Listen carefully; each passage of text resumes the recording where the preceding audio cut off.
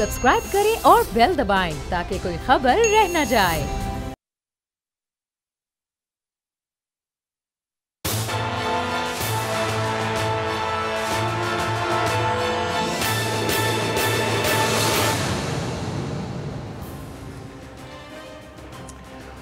अस्सलाम वालेकुम नाज़रीन, मैं हूं आपका मेज़बान समी इब्राहिम और आप देख रहे हैं प्रोग्राम तज्ज़िया स्पेशल। मेरे साथ हैं आज राना ताहिर साहब और जनाब आबिद सुलैरी साहब। माहिर माशियात हैं, बड़ी ज़बरदस्त उनकी नज़र है, NGO सेक्टर में भी बड़ा उनकी एक अपनी परफॉर्मेंस है और आज वो हमारे साथ हैं प्रोग्राम में। 3-4 अहम मौज़ूआत हैं, उस पर हम बात करेंगे। एक तो वो जो घोटकी में बिलावल भुट्टो साहब ने जो दिया एक वर्कर को, बज़ाहिर ऐसा लगा कि धक्का दे रहे हैं, वो क्या है सारी सूरत हाल, उसकी फुटेजेस आपको दिखाएंगे, वो पता चलेगा कि वो क्या है। फिर इसके अलावा वज़ीर-ए-आज़म साहब ने जो एक बच्ची थी जो अगवा हो गई थी लाहौर की, उसको बाजियाब करवाया। सिटीज़न पोर्टल के ज़रिए वज़ीर-ए-आज़म साहब को बताया गया था। पुलिस ने मिसलीडिंग रिपोर्ट्स दी और बताया, ये खबरें ये हैं कि जो DIG इन्वेस्टिगेशन है वो तो तब्दील हो चुके हैं, लेकिन मेरे पास ये खबर है कि अब IG पंजाब भी तब्दील हो रहे हैं, इसलिए कि जो कुछ भी हुआ, ये इंस्ट्रक्शंस जो थी प्राइम मिनिस्टर की, ये IG साहब के लिए थी, लेकिन उन्होंने DIG साहब पर पूरा एतबार किया। ये सारे बंदे जो IG साहब ने खुद लगाए हुए हैं, उनके ऊपर अपने बड़े करप्शन के चार्जेस हैं। मुझे मेरे सोर्सेज ये बता रहे हैं कि IG पंजाब जनाब अमजद जावेद सलीमी साहब बस जी का जाना ठहर गया। अब गए कि कल गए कि शाम गए कि परसों गए, उम्मीद है अगले 1-2 दिनों में, जो मुझे सोर्सेज बता रहे हैं कि वो भी DIG इन्वेस्टिगेशन के नक्शे कदम पर, following his footsteps he will be out of his office, क्योंकि उन्होंने मिसलीडिंग इंफॉर्मेशन दी। और एक गरीब माँ जो अपनी बच्ची की बाजियाबी के लिए दर बदर धक्के खा रही थी, DIG के साथ मिलके, दूसरे लोगों के साथ मिलके उसको धुतकारा उसको, और बिल आखिर प्राइम मिनिस्टर इमरान खान ने उसको रेस्क्यू और रिलीफ दिलवाया। और अब जो वो मकाफात अमल है, अब हर चीज़ एक्शन में है और वो लोग अब जो उन दफातर में बैठे हुए थे वो वहाँ से रुखसत हो रहे हैं। एतजाज़ साहब के भी आपको आज शॉर्ट सुनवाएंगे, बड़ी इंपॉर्टेंट बातें उन्होंने कही हैं लाहौर हाई कोर्ट के हवाले से। मुमताज़ कानूनदान है, पूरी ज़िंदगी उनकी गुजरी है, बड़े कॉम्पिटेंट आदमी है। वो कह रहे हैं कि जो लाहौर हाई कोर्ट फैसले कर रही है, नज़ीर नहीं मिलती, बर्रे सगीर पाक व हिंद में इसकी नज़ीर नहीं मिलती। और एक और बड़ा इंटरेस्टिंग पॉइंट उन्होंने उठाया कि जब मोहतरमा बेनज़ीर भुट्टो के केसेस के हवाले से जस्टिस कयूम साहब की छुट्टी हो गई, क्योंकि वो एक टेलीफोन कॉल ट्रेस हो गई थी, 2-3 कॉल्स थी, उसमें एक कॉल में तो शहबाज शरीफ साहब भी बातें कर रहे थे और एक और जज साहब को भी, राशिद अजीज़ साहब को भी घर भेज दिया गया था गालबन। वो कह रहे हैं एतजाज़ साहब के उन जजेस को तो घर भेज दिया, लेकिन ये कितना पावरफुल है शरीफ ख़ानदान कि वो जो सारे वो नाजायज़ इख्तियारात इस्तेमाल कर रहे थे, फ़ोन पे ये गुफ्तगू कर रहे थे, नवाज शरीफ साहब, शहबाज शरीफ साहब, जजेस चले गए घर, लेकिन ये आज भी पाकिस्तान की कौम पर मुसल्लत हैं, बिल्कुल अकरब की तरह मुसल्लत हैं। तो ये जो सारी सूरत हाल है, इस पर ज़रा बात करेंगे कि वो क्या कहते हैं। और फिर ख़ास तौर पर हमने ज़हमत दी है, जिनका मैंने तारफ़ भी कराया, आबिद सुलैरी साहब, जिक्र करेंगे आरिफ नकवी साहब का। अबराज ग्रुप एक दुबई बेस्ड इक्विटी फर्म, जिन्होंने के इलेक्ट्रिक में भी जिन्होंने शेयर्स खरीदे और कराची का माशाल्लाह जो बेड़ा गर्क किया बिजली का, उसमें के इलेक्ट्रिक बड़ा उसका अहम रोल है और अबराज ग्रुप उसमें उसका कुलीदी किरदार है। तो पाकिस्तान में ये पाकिस्तानी हैं, बड़े टैलेंटेड आदमी, कहाँ तक पहुँचे, मिलियंस ऑफ डॉलर की इक्विटी फर्म बनाई, बिल्कुल आगा हसन आबदी की तरह, जिन्होंने BCCI बनाया था। तो पाकिस्तान में इन्हें कोई नहीं पकड़ सकता, क्योंकि हम तस्वीर भी आपको दिखाएंगे इनकी दोस्तियाँ, शहबाज शरीफ साहब, नवाज शरीफ साहब, जनाब आसफ जरदारी साहब, और जो भी दुबई में जिनकी प्रॉपर्टीज़ हैं उनके साथ दोस्तियाँ। अब तहरीक इंसाफ के कुछ लोगों के साथ भी तस्वीर हैं। मुझे 1-2 तस्वीर में ये इमरान खान साहब को हाथ मिलाते हुए भी नजर आए। घेरू हैं भाई, अमीर लोग हैं, किसी को भी घेर सकते हैं, किसी जगह पे मैं और आप नहीं जा सकते। हमें तो, मैं अभी आपको फुटेज दिखाता हूँ जिससे आपको पता चलेगा कि वो कुक्कू राम बेचारा जो वहाँ पर गया था जनाब बिलावल भुट्टो साहब को अजरक देने के लिए, उसका क्या हशर नशर किया इन्होंने। ये मैं और आप, यही है हमारा मुकद्दर है। लेकिन ये अमीर आदमी, बड़ा माल है, प्राडोज में आते हैं, ड्राइवर दरवाज़ा खोलता है, 5 स्टार होटल में रहते हैं और बिजनेस क्लास में सफ़र करते हैं, कोई रोक थाम नहीं है। और पाकिस्तान में जो मर्जी करें, they can get away with that, लेकिन बाहर पकड़े जाते हैं। अब इसीलिए जनाब आरिफ नकवी साहब भी लंदन में गिरफ्तार हुए, और एक उनके अब्दुल वदूद साहब हैं, मुस्तफ़ा अब्दुल वदूद, उनकी कंपनी के चीफ एग्जीक्यूटिव, वो तो अपनी अहलिया के हमरा अपने बच्चों के शायद कॉलेजेस देखने के लिए न्यूयॉर्क में थे। पता चला FBI को तो उन्होंने फौरी तौर पे पकड़ लिया, क्योंकि किया क्या इन लोगों ने वो तफसील से बताएंगे। बिल गेट और मलिंडा और उनकी जो अहलियाँ हैं उनके साथ फ्रॉड किया। जो पैसे गेट फाउंडेशन ने दिए थे, जिस मकसद के लिए दिए थे, उसकी बजाय किसी और जगह खर्च कर लिए, कानून की खिलाफ वर्जी की और मारा मारी। लेकिन पाकिस्तान में तो दे कैन गेट अवे, बाहर नहीं ये बच सकते। ये आपको पूरी कहानी सुनाएंगे सारी कि ये क्या है। लेकिन सबसे पहले मैं आपको वो जो घोटकी में कुक्कू राम के साथ हुआ, बोल के पास वो फुटेज है, मैं कहूँगा प्रोड्यूसर साहबा अगर वो हमें ज़रा फुटेज दिखा दें ताकि हम देख सकें कि असल वाकया हुआ क्या था।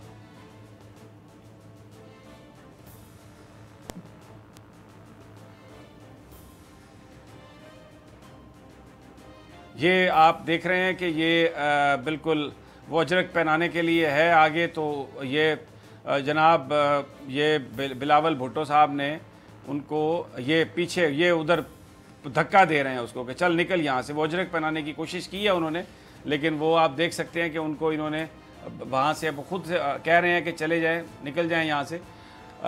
असल वाकया ये है कि बाद में अब जो बेसिकली ये तो तस्वीर में आपने देख लिया। अब पीपल्स पार्टी ये कह रही है कि वो उनके हाथ में कनूला लगा हुआ था, पता नहीं वो बीमार थे, उठ के आए थे, तो इसलिए उनको ये लगा बिलावल साहब को, और वो डर गए और उन्होंने कहा कि पता नहीं मुझे कुछ होने लगा है या मेरे साथ कुछ कर देंगे। लेकिन हमें तो ये नज़र आ रहा है एक बंदा बेचारा अजरक बनाने की कोशिश कर रहा है, लेकिन आम आदमी है, बज़ाहिर एक गरीब आदमी है और खड़ा है सामने कतार में, तो वो उसको धक्का दे के कह रहे हैं कि चलो जी हटो यहाँ से। ये है बेसिकली पाकिस्तान के सियासतदानों के दिलों में इज्जत, पाकिस्तान के वर्कर्स के लिए। मैं अभी आपको एक और पुरानी फुटेज भी दिखा देता हूँ। ये नवाज शरीफ साहब और मरीम साहब स्टेज पर बैठी थी, एक बंदा बेचारा दौड़ा आके सलाम करने के लिए। उसकी जो उन्होंने वहाँ पर उस दिन उसके साथ जो किया, जो फेंटी लगाई है, प्रोड्यूसर साहब अगर वो भी दिखा, ताकि आपको अंदाज़ा हो जाएगा कि ये जो सियासतदान है ये रूहानी तौर पर एक ही तरह के लोग हैं।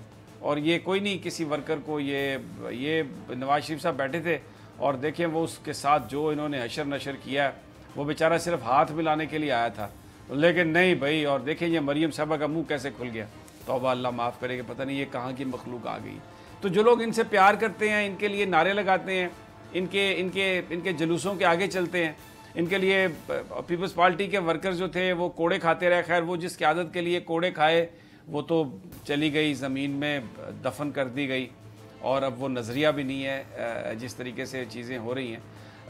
लेकिन राना ताहिर साहब और आबिद सुलैरी साहब, आबिद साहब आप ये सब देख रहे हैं, पाकिस्तान के जो लोग हैं जिनके पास कोई इख्तियार नहीं है, जिनके पास कोई बड़ी गाड़ियाँ नहीं है, मोहब्बत के मारे लोग ये इन्हीं के नाम पर हुक्मरान आते हैं, हुकूमत करते हैं। और ये छोटे छोटे जो वाक़यात हैं, ये बज़ाहिर ये मामूली वाक़यात है, लेकिन हम ये दिखा इसलिए रहे हैं कि इनसे पता चलता है कि इन सियासतदानों के दिलों में कितनी रिस्पेक्ट और कितनी इज्जत है अपने वर्कर्स के लिए, कि उनके साथ करते क्या हैं। आपको ये देख के कुछ अचंभा लगा, या आप समझते हैं कि बस आपको तो पता है कि ये सारी कहानी क्या है? देखिए मेरा नहीं ख्याल, मुझे इस पर बहुत अचंभा लगा, क्योंकि पाकिस्तान में डेमोक्रेसी अभी तक फंक्शनल डेमोक्रेसी के तौर पे आई ही नहीं है। हम जमहूरियत की बहुत बात करते हैं, मैं खुद भी उनमें शामिल हूँ शायद, लेकिन जब तक पार्टीज़ में जमहूरियत नहीं आएगी, वर्कर्स के साथ यही रवैया जो है वो रखा जाएगा। जब पार्टीज़ जो है वो वन मैन शो हों, एक फैमिली के गिर्द घूम रही हों या किसी एक फ़र्द के गिर्द घूम रही हों, और उनमें अपनी जमहूरी इक़्तिदार और जमहूरी रवायात ना हो, वो कोई भी पार्टी हो, तो उसमें इस तरह के जो वाक़यात रूनमा होना जो है वो बहुत अचंभे की बात नहीं होती है। अगर आप बाहर देखते हैं, अब हम देख रहे हैं कि इंग्लैंड में थेरेसा मे के बाद शायद एक पाकिस्तानी जो है साजिद, उसकी हुकूमत कायम होने के इम्कान जो हैं वो आपको रोशन नज़र आ रहे हैं। कि पाकिस्तान में ऐसा सोचा जा सकता है कि वो एक एक्सपैट तो दूर की बात, कि उस फैमिली से ना हो और उसका सर नेम उसके साथ ना हो, और उसको आप समझें कि कभी वो पार्टी की डिसीजन मेकिंग में आ सकेगा। तो आप जो कुछ दिखा रहे हैं वो पाकिस्तान की सियासत को रिफ्लेक्ट करती है, और बदकिस्मती से यही कुछ है जो कि हमारी सियासत में इस वक्त हो रहा है। अच्छा जी, आपने बिल्कुल एक राइटली पॉइंट आउट किया कि हमारे निज़ाम की जो बातें हैं, जो हमारी कहानियाँ हैं, इसमें जिसके साथ जो होता है वो एक इंतहाई अफसोसनाक सूरत हाल होती है। जो एक आम आदमी की जो ज़िंदगी है, जैसे हम ये दिखा रहे हैं कि वर्कर अगर कोई साथ भी है, कि स्टेज पे पहुंच भी जाता है तो उसको मार पड़ती है। हमने भी ये स्टोरी की थी 2 दिन पहले कि सिटीज़न पोर्टल पर एक खातून ने वज़ीर-ए-आज़म साहब को बताया कि उसकी बच्ची अगवा हो गई है, और पुलिस वाले ये कहते हैं कि जनाब वो तो ख़ुद भाग गई है। वो चीफ जस्टिस साकिब निसार साहब से भी वो उसकी मुलाकात हुई थी, उन्होंने भी ऑर्डर किया, लेकिन जो पुलिस वाले थे वहाँ पे लाहौर में वो ये कह रहे थे कि जनाब नहीं, ये लड़की तो ख़ुद गई है। बहरहाल इमरान खान साहब ने जब इसका ऑर्डर किया और चीफ मिनिस्टर साहब ने खसूसी तौर पर इसकी निगरानी की सारे इस प्रोसेस की, तो पता ये चला कि वो जो DIG साहब हैं जनाब इनाम वहीद, DIG इन्वेस्टिगेशन लाहौर के, वो गलत बयानी से काम ले रहे थे, और उनके साथ कुछ पुलिस वाले भी थे जो ये कह रहे थे कि ये लड़की तो ख़ुद गई है। फिर उसके बाद जब वो लड़की रिकवर हो गई तो उस लड़की को ज़बरदस्ती वो दारुल ईमान भेजना चाहते थे DIG साहब।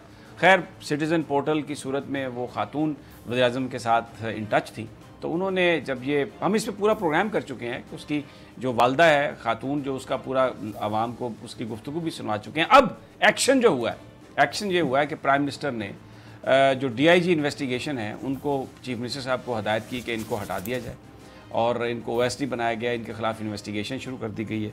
और उनके साथ कुछ पुलिस ऑफिसर भी थे, एक फ़र्रुख रियाज साहब थे, कोई वहाँ पर जो मनावा शायद वो इलाका है पुलिस, और एक उनके साथ ASI थे, उनको भी मुअत्तल कर दिया गया और उसकी इन्वेस्टिगेशन भी शुरू कर दी गई। लेकिन मुझे सोर्सेज ये बता रहे हैं, मैं आपको ये इत्तला देना चाहता हूँ, ये ख़बर दे रहा हूँ कि अगले 2 दिनों में जो IG पंजाब हैं उनकी तब्दीली हो सकती है।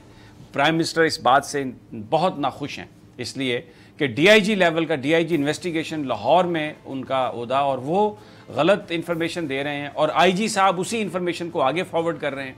तो अब ये IG साहब का ये, अगर वो कहेंगे कि जी मुझे तो DIG ने ये बताया था, तो भाई आप वहाँ पर क्या डाकिए बन के बैठे हैं? अगर प्राइम मिनिस्टर ने कहा है तो आपका क्या मतलब है कि जो कहीं से रिपोर्ट आएगी आप उठा के भेज देंगे? आपका काम नहीं है कि आप देखें कि क्या सुपरविजन किसकी है? और फिर ये सारे बंदे आपने तो लगवाए हैं। जब साहिवाल का वाक़या हुआ तो बहुत ईमानदार पुलिस ऑफिसरों को आपने सुबह बदर करा दिया बहाना बना के, और अब आप ये कह रहे हैं कि जनाब मुझे तो पता नहीं, क्योंकि उनको बैक है, बड़ी बैकिंग थी चौधरी सरवर और ये वो। और एक चीज़ और मैं अर्ज़ करूँ, ये जो बिरादरियों का गठजोड़ जोड़ इस वक्त हमें पंजाब में नज़र आ रहा है ना, ये तो इंतहाई शर्मनाक है कि जनाब फ़लाँ जट है, फ़लाँ अराई है, फ़लाँ ये है, फ़लाँ वो है। ये तो इंतहाई, यानी करप्ट लोगों को बचाने के लिए ये जो नेक्सस और नेटवर्क है, ये तो इंतहाई एक शर्मनाक बात है। इतना कुछ पढ़ने के बाद, तालीम याफ्ता होने के बाद भी इतनी, हम 2019 में बैठकर तो ये बात करें कि फ़लाँ वो उस कबीले से है, फ़लाँ उस कबीले से है, और इसको हमने आगे लेके चलना है। तो वो जो एक नेक्सस है, अमजद जावेद सलीमी को जो बचाने की कोशिश कर रहा है, लेकिन जो मुझे इत्तलात है प्राइम मिनिस्टर साहब बहुत खफा हैं, और उनका ये कहना है कि अगर एक DIG लेवल का बंदा IG के ज़रिए मुझे झूठ बोले तो फिर इसके बाद किस पे हम ट्रस्ट कर सकते हैं? तो मुझे ये लगता है कि राना साहब, जो मेरे पास इत्तलात हैं कि IG साहब जो है ना वो अब जाने वाले हैं, बस 1 या 2 दिन की बात है और ऑर्डर होगा और वो चले जाएंगे। जी समीर साहब, बात यह है, देखें ये जो जिस बच्ची का जिक्र आपने किया, उसकी वालदा को जिस तरह धत्कारा गया, जो बजाय इसके कि पुलिस उसकी, कहते हैं कि पुलिस का काम है मदद आपकी, तो उस खातून की मदद करते इन्होंने तो प्राइम मिनिस्टर के साथ झूठ बोला। यानी अगर आप देखें कि प्राइम मिनिस्टर साहब मुदाखलत ना करते तो उस औरत को अपनी बच्ची मिल सकती थी। ये कितना जुल्म है। और वज़ीर आज़म इमरान खान को मैं समझता हूँ कि इस बात पे सलाम करना चाहिए कि जब DIG इन्वेस्टिगेशन लेवल का अफसर भी झूठ बोल रहा हो और वज़ीर आज़म ने अपने हुक्म पर अमल करवाया, बच्ची को बरामद करवाया और बताया कि ये निज़ाम बदल सकता है अगर ऊपर बैठा हुआ कोई शख्स इसको बदलना चाहे। तो समीर साहब ये बहुत जुल्म किया। और दूसरा साथ ही आपने वो दिखा दिया है जो बिलावल भुट्टो साहब एक वर्कर के साथ, वो बेचारा एक कमज़ोर सा आदमी है, उसने बिलावल भुट्टो को क्या कहना, और जो मरियम साहबा के और नवाज शरीफ साहब का दिखाया, इससे इनकी उस सोच की अक्कासी होती है जो ये गरीबों के बारे में रखते हैं। बड़ी वो जरदारी साहब भी दूर दूर से लोगों को बड़ा यूं यूं करके कर रहे होते हैं। वो तो मैंने देखा है, जरदारी साहब नॉर्मली लोग करते हैं ना, यूं करके यूं करते हैं, तो वो यूं यूं करते हैं। पता नहीं वो क्या कह रहे हैं कि मैं आपके मुंह पे मारूंगा, ऐसे मारूंगा, मुझे नहीं पता क्या कहते हैं, लेकिन वो उनका एक अपना स्टाइल है। बहरहाल एक उनका अपना स्टाइल है, but it's very funny sometimes. लेकिन ये समीर साहब, ये जो लोग हैं ना, ये गरीब का इस्तेहसाल करते हैं, गरीब के नाम पर ये वोट लेते हैं गरीबों को। आप बताएं ना, सबसे बड़ा अपना जागीरदारी निज़ाम सिंध में है समीर साहब। इन लोगों ने, पीपल्स पार्टी ने क्या किया पिछले 11 सालों से? 11 साल मुसलसल किसी पार्टी हुकूमत मिली, इन्होंने वहाँ गरीब हारियों के लिए क्या किया, किसानों के लिए क्या किया? ये तो अपनी ज़मीनें बढ़ाते रहे ना, कहीं कब्जे करते रहे, कहीं कराते रहे, ये काम इन्होंने किया। और अब आपको मैं बताऊं समी साहब, जो आप निज़ाम की बात कर रहे हैं ना, ये निज़ाम असल रुकावट है गरीब को इंसाफ की फराहमी में, जिसका कल चीफ जस्टिस ऑफ पाकिस्तान जनाब आसफ सईद खोसा ने भी जिक्र किया कि शायद इस पार्लियामेंट की तरजीहात में ये शामिल ही नहीं है, इंसाफ की फराहमी जो है। तो समी साहब, इस निज़ाम को ठोकर मारने का वक्त आ गया है भाई। आपने जब तक ये निज़ाम नहीं बदलेगा, ये क्या पार्लियामानी निज़ाम है क्या? आपने ये सिर्फ देखें भाई, आपने जो ये निज़ाम की बात की है ना, मैं आपको एतजाज़ चौधरी साहब, एतजाज़ एहसन साहब बड़े ज़बरदस्त वकील हैं, और पिछले दिनों जिस में मिले हैं कुछ लोगों को लाहौर हाई कोर्ट से, तो उसके बारे में एतजाज़ साहब क्या कहते हैं? अब ये मतलब वज़ीर कानून भी रहे हैं पाकिस्तान के, बड़े कानूनदान हैं, एंड प्रेस्टीज, और ज़रा सुनवा दें उनकी बात जो वो कह रहे हैं। हमजा शहबाज साहब को जिस तरीके से रिलीफ मिला है, टेलीफोनिक जो कन्वर्सेशन रिलीज़ हुई थी इनकी जस्टिस कयूम साहब की सैफुर रहमान साहब के साथ और शहबाज शरीफ साहब के साथ, वो अगर आपके पास अवेलेबल है तो वो अगर आप सुनवा दें। जी, ये एतजाज़ साहब की जो गुफ्तगू है, इस पर हमें टाइम चाहिए होगा 5-10 मिनट बात करने के लिए, लेकिन क्योंकि ब्रेक पर जाना है, तो राना साहब और सुलैरी साहब जब हम वापस आते हैं तो ये जो गुफ्तगू की है एतजाज़ साहब ने, शरीफ ख़ानदान और अदलिया के हवाले से रिलीफ़ की बात हो रही है, और हुदैबिया का केस का भी जिक्र किया है, और सरदार शमीम जो chief justice Lahore high court के हैं, ये वो जज थे, रेफरी जज थे जिन्होंने हुदैबिया का केस जो है वो बंद किया था, और शरीफ ख़ानदान अभी तक मौजूद है। जस्टिस कयूम साहब भी चले गए, राशिद अजीज़ साहब भी चले गए, नौकरियां उनकी चली गई, लेकिन शरीफ ख़ानदान को कोई बंदा नहीं हटा सका। ये बहरहाल इस पर हम बात करते हैं, लेकिन वक्फे के बाद।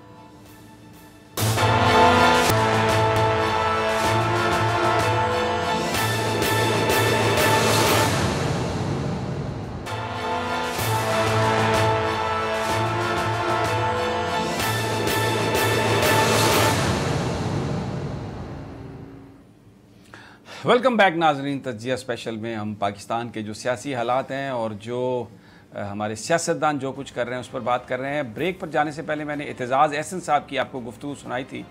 वो ये कह रहे हैं कि जिन लोगों ने जजेस को फ़ोन किया, शहबाज शरीफ साहब ने, सैफुर रहमान साहब ने और नवाज शरीफ साहब के बिहाफ पे फ़ोन किया और रियायत मांगी, उसकी बुनियाद पर 2 जजेस को तो फारिग कर दिया गया, लेकिन ये शहबाज शरीफ, नवाज शरीफ, ये शरीफ ख़ानदान अभी तक सियासत में मौजूद है। और राना ताहिर साहब वो कहते हैं कि जो ये लाहौर हाई कोर्ट ने रिलीफ दिया है हमजा शहबाज को, इसकी तो बर्रे सगीर में नज़ीर नहीं मिलती।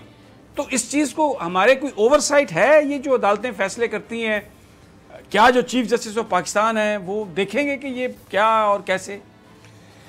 जी समी साहब, देखें, एतजाज़ एहसन साहब जो हैं वो वक़्तन पाकिस्तान के नामवर कानूनदान हैं, और उन्होंने जो गुफ्तगू की है वो जो अदालती फ़ैसले आए हैं उनको सामने रखते हुए ये बिलाशुबा लाहौर हाई कोर्ट ने हमजा शहबाज साहब के हवाले से जो एक फ़ैसला दिया था कि 10 दिन तक पहले इनको बताया जाए गिरफ़्तारी से, और फिर जिस तरह chief justice Lahore high court ने हफ्ते के रोज़ हुक्म इम्तनाई जारी किया उनकी गिरफ़्तारी के ख़िलाफ़, तो ये एक नई, अदालतों का काम है ना नज़ीर कायम करते हैं, तो ये एक नई नज़ीर कायम की गई। अदालती नज़ायर जो होते हैं वो आने वाले दिनों में फैसलों में बहुत सारे जो नज़ीर है राना साहब, उसमें आम आदमियों को उस तरह का रिलीफ नहीं मिलता।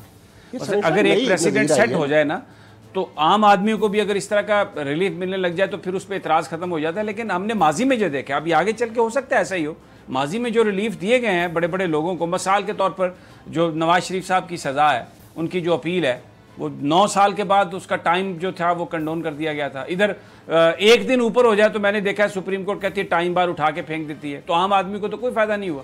नहीं सनी साहब, बात यह है, देखिए मैं जो गुजारिश कर रहा हूँ ना, अभी आपने जो एतजाज़ एहसन साहब की गुफ्तगू सुनाई, उन्होंने उस टेप का जिक्र किया। अगर इस मुल्क में जिस ये कहते हैं पार्लियामेंट, आइन, फलां, ये वो सारे कहते रहते हैं आइन की बाला, अगर आइन की बालादस्ती हो तो क्या शहबाज शरीफ साहब आर्टिकल 62, 63 के तहत पाकिस्तान की पार्लियामेंट के मेंबर बन सकते हैं वो फ़ोन करने के बाद? अभी अगर आप पार्लियामेंट से निकालें, खुर्शीद शाह साहब का बयान आ जाएगा कि ये पार्लियामेंट की तौहीन हुई है, और जरदारी साहब कहेंगे मुझे बहुत अफसोस हुआ है। हालांकि वो जो कॉल्स थी और वो जो सारे का सारा मामला था वो मोहतरमा बेनजीर भुट्टो को नाअहल कराने के बारे में हुक्म दे रहे थे ये जस्टिस क्यूम को। ऐसा ही शहबाज शरीफ साहब के भाई साहब दाया कहना है, भाई साहब नवाज शरीफ साहब थे।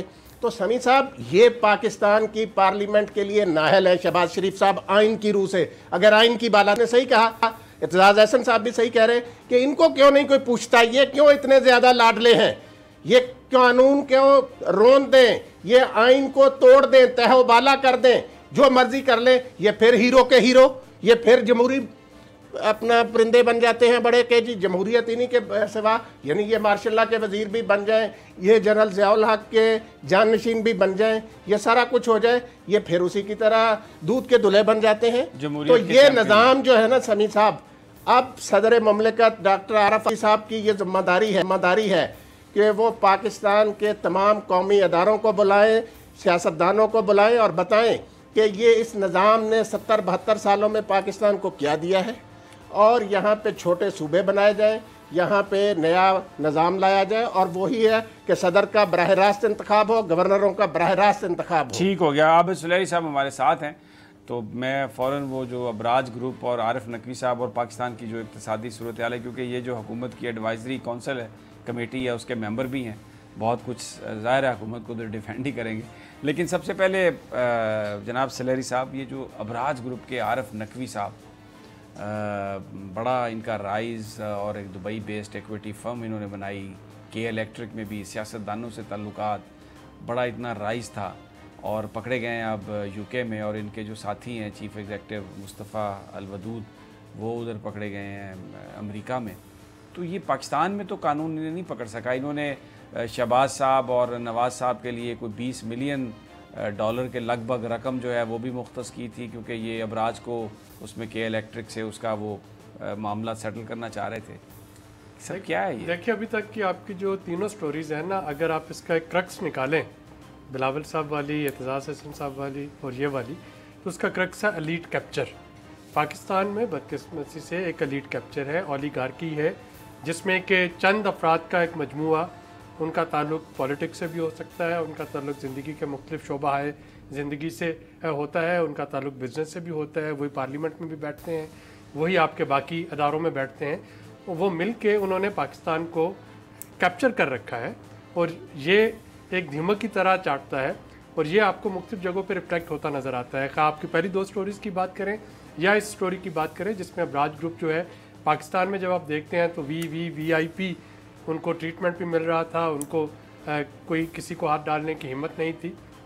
जब के इलेक्ट्रिक की STPI जिस अदारे का मैं सरबराह हूँ, हमने आज से चंद साल पहले पोस्ट प्राइवेटाइजेशन उसकी एक पूरी असेसमेंट की थी, और उसमें हमने बताया था कि इसको जिस तरीके से प्राइवेटाइज़ किया गया है, अबराज ग्रुप कभी भी हाथ झाड़ के जा सकता है, और सारी की सारी लायबिलिटीज़ जो हैं वो गवर्नमेंट ऑफ पाकिस्तान को उसकी पे ऑफ करना पड़ेंगी, और वही कुछ हमने के इलेक्ट्रिक के साथ होते हुए देखा। अभी आइंदा आने वाले चंद माह और साल में आप शायद मज़ीद उसमें कुछ चीज़ें देखेंगे। आप पढ़ लें, हमारी 2012-13 की वो रिपोर्ट थी। अब जो अमेरिका में जो इल्ज़ाम इन पे लगा वो ये लगा कि जो इन्वेस्टर्स थे, इन्वेस्टर्स को बताया गया कि इक्विटी हम सब इकट्ठी कर रहे हैं इमर्जिंग इकोनॉमीज़ में, हेल्थ केयर सिस्टम में देने के लिए, लेकिन बेसिकली अबराज इन्वेस्टमेंट की जो अपनी सरमाए की कमी थी वहाँ पे वो जा रही थी। और जबकि ये जो फाइनेंशियल स्टेटमेंट्स और जो अपने इन्वेस्टर्स के लिए जो रिपोर्ट्स इशू करते थे क्वार्टरली, उसमें ये लिख रहे होते थे कि जी हमने सिर्फ 37 मिलियन डॉलर जो हैं वो लिए हैं अबराज जो मैनेजमेंट फ़ीस के तौर पे, और 4 मिलियन के करीब जो है वो एक्सपेंडिचर्स में लिए हैं, बाकी सारी की सारी हेल्थ केयर में इन्वेस्ट की, जबकि तकरीबन 200 मिलियन से ज़्यादा जो थी वो बाकी जो अबराज के काम थे उनमें लग रही थी।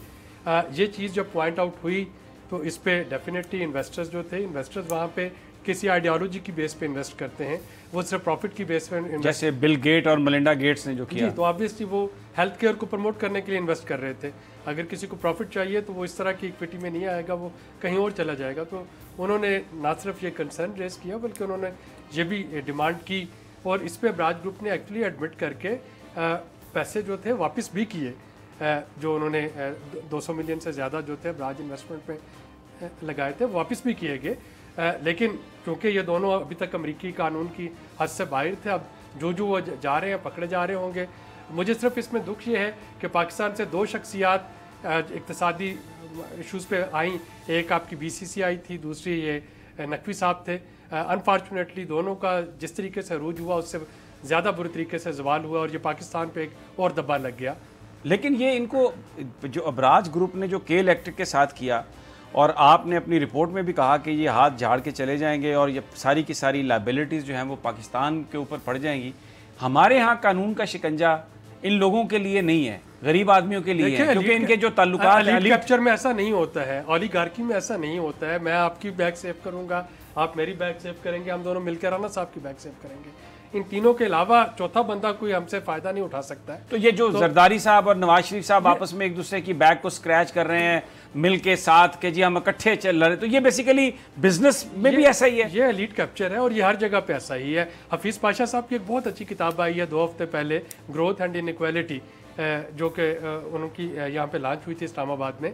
उसमें 3 चैप्टर उन्होंने स्पेशली एलीट कैप्चर पे लिखे हैं और उन्होंने पाकिस्तान की इक़्तिसादी हिस्ट्री का पिछले 70 साल का तजिया किया है कि कौन कौन से 5-10 ग्रुप्स हैं। पहले उन्होंने कहा था 20 फैमिलीज़ होती थी, अब वो 20 फैमिलीज़ जो हैं वो कारपोरेशन में तब्दील हो गई हैं और ये कारपोरेशन जो हैं उनके नुमाइंदे पार्लियामेंट में भी बैठे हैं, उनके नुमाइंदे मुख्तलिफ अदारों में भी बैठे हैं, उनके नुमाइंदे जो हैं वो आपको बिजनेस सेक्टर में, अदलिया में, हर जगह पे मिलेंगे और वो मिलके एक दूसरे। अच्छा, हम ये देखते हैं कि ये जो सारे ग्रुप्स हैं, मसलन एक और ग्रुप है जिसने PTCL की जब हुई प्राइवेटाइजेशन उसमें शेयर्स खरीदे और कोई पेमेंट नहीं की पाकिस्तान को, hundreds of millions of dollars हैं, कोई ना कोई उनसे पूछने के लिए तैयार है। क्योंकि ये जो जैसे आप एलीट कैप्चर की बात कर रहे हैं, ये जो सारे सियासतदान हैं उनके ममालिक में मिडल ईस्ट के इनकी इन्वेस्टमेंट्स हैं, वहाँ पर ये जाते हैं, वहाँ पर ये पनाह लेते हैं, वहीं पर ये रहते हैं, वहाँ से इन्हें पकड़ के कोई ला भी नहीं सकता।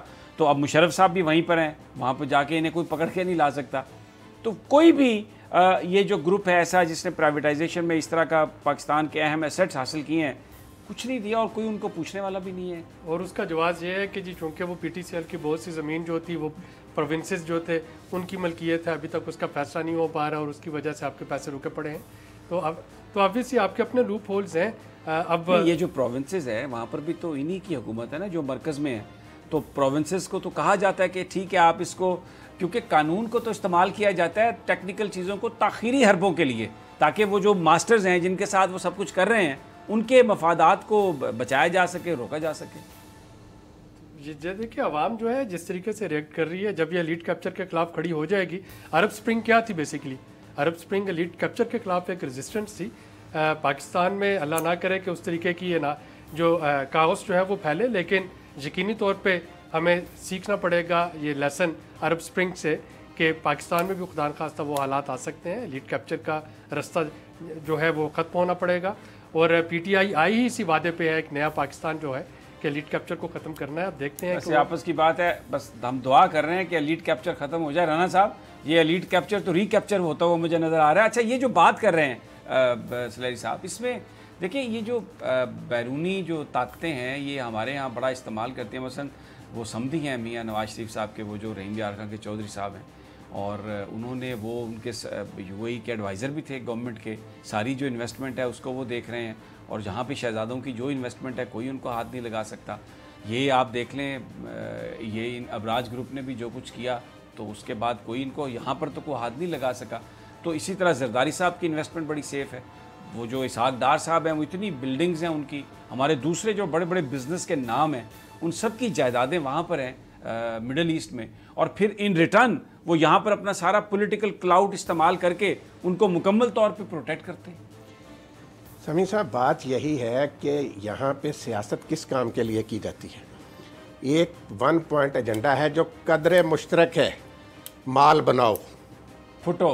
हाँ, आवाम के लिए नहीं, ये कहते हैं खिदमत के लिए नहीं है, ये अपनी खिदमत करते हैं, अपना माल बनाते हैं, इन्होंने जरिया बनाया, ये इनका कारोबार है सियासत। वो नवाबजादा साहब के साथ एक मुकद्दस पेशा है। बिल्कुल राना साहब, मुझे क्योंकि प्रोग्राम का वक्त ख़त्म हो गया, लेकिन हमारे दोस्त हैं आरिफ हमीद भट्टी साहब, बड़ा वो तबसरा करते हैं। ये जो आजकल जरदारी साहब और बिलावल भुट्टो जो चीख रहे हैं ना, तो वो उसका बड़ा एक पैरोडी में वो नारा लगाते हैं। वो कहते हैं कि माल बनाओ जिन्ना जी करदा बनाओ, लुटो तो फिर फुटो, जिए पुटो जिए पुटो। बहरहाल नाज़रीन, कल फिर इंशाल्लाह मुलाकात होगी। इजाज़त दीजिए, अल्लाह निगहबान।